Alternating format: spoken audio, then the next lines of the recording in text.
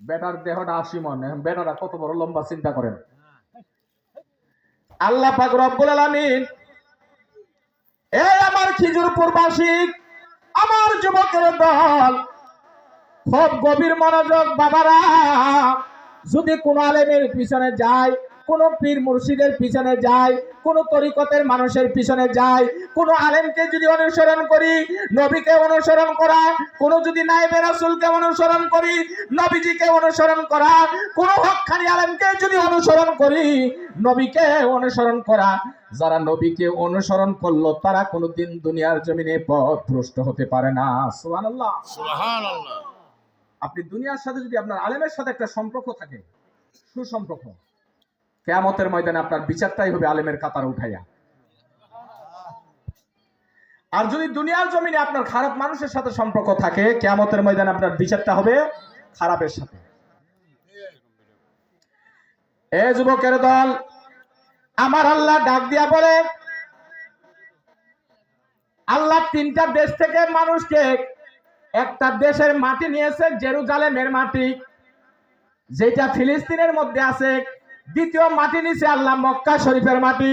3 number মাটি নিছে আল্লাহ দুনিয়ার জমিনে আপনার শাম দেশের মাটি। এই 3টা দেশের মাটি আমার আল্লাহ পাক নিয়া, 2টা সাগরের মাটি পানি নিয়ে আল্লাহ পাক রব্বুল আলামিন আদম নবীর দেহ বানাইছে। আল্লাহ প্রথমে জিব্রাইলকে পাঠাইছিল, জিব্রাইল যারে জিব্রাইল প্রথমে যাও মাটি নিয়ে আসো, ওই শাম দেশের মধ্যে পাঠাইছে মাটি নেওয়ার জন্য। জিব্রাইল মাটির মধ্যে থাবা দিছে, একটা থাবা দেওয়ার কারণে 15 মণ মাটি হাতের মধ্যে আসছে। এই মাটি জিব্রাইলকে প্রশ্ন করছে, জিব্রাইল রে, ও জিব্রাইল আমাকে নিস নাই, আমাকে নিস না। অথচ আল্লাহ জিব্রাইলকে পাঠাইছে মাটি আনার জন্য, আল্লাহ আদম বানাবে। এই কথাটা আল্লাহ মাটিকে বলে নাই, জমিনকে বলে নাই।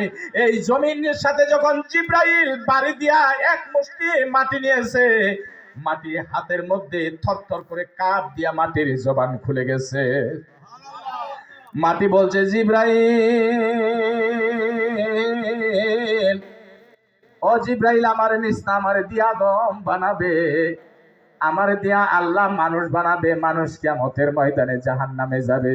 জিব্রাইল রে, আমি মাটি, আমি জমিন, জিব্রাইল আমি মাটি, কিয়ামতের ময়দানে আল্লাহ আর জাহান্নামের আগুন সহ্য করতে পারবো না। এ যুবকেরা দল, আল্লাহ জিব্রাইলকে পাঠাইছে মাটি আনার জন্য।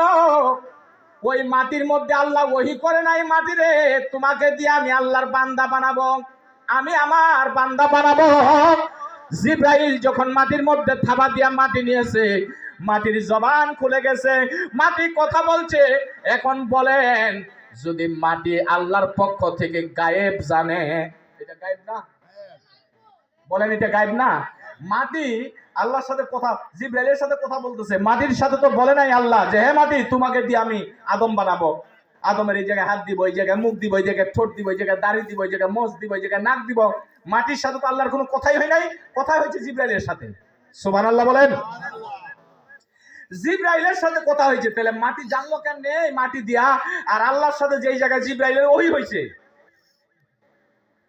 আল্লাহর সাথে জিব্রাইলের যেই জায়গায় এই কথাগুলা হয়েছে, সেই জায়গা থেকে শাম দেশের দূরত্ব কতটুকু আপনাদেরকে আমি একটা বিশ্লেষণ দিই। আল্লাহ জিব্রাইলের সাথে কথা বলছে সিজদাতুল মুনতাহায়। কোথায়? সিজদাতুল মুনতাহায় একটা ইবারত আছে, দ্বিতীয় ইবারত আছে আরশ মহল্লার মধ্যে। এই দুনিয়ার জমিন থেকে সাদের দেশ 2,86,000 কিলোমিটার দূরেই। সাদের দেশ 2 লক্ষ। এই দুনিয়ার জমিন থেকে সূর্যের দেশ 2,86,00,000 কিলোমিটার দূরেই।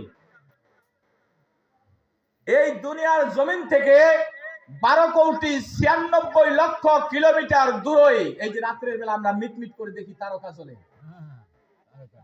তারকা।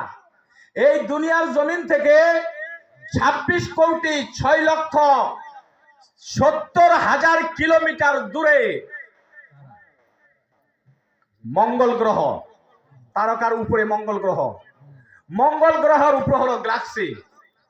গ্যালাক্সির উপরে হলো আল্লাহর আরশ, আরশের উপর হলো আল্লাহর সেজদাতুল মুনতাহা, সেজদাতুল মুনতাহার পরে হচ্ছে লা মাকাম, লা মাকামের পরে হচ্ছে লাউহে মাহফুজ, যেখান থেকে আল্লাহ কোরআন কিতাব নাজিল করতেন। সুবহানাল্লাহ বলেন।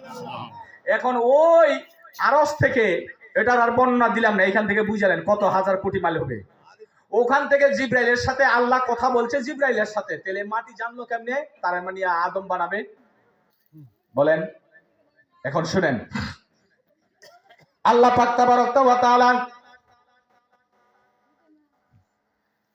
এই দুনিয়ার জমিনের মানুষ, যদি হঠাৎ করে আপনি কোন জায়গায় প্রস্রাব করতে যান, নবীজি সতর্ক করছে 6 জায়গায় ইস্তেনদা, 7 জায়গায় ইস্তেনদা করা নিষেধ।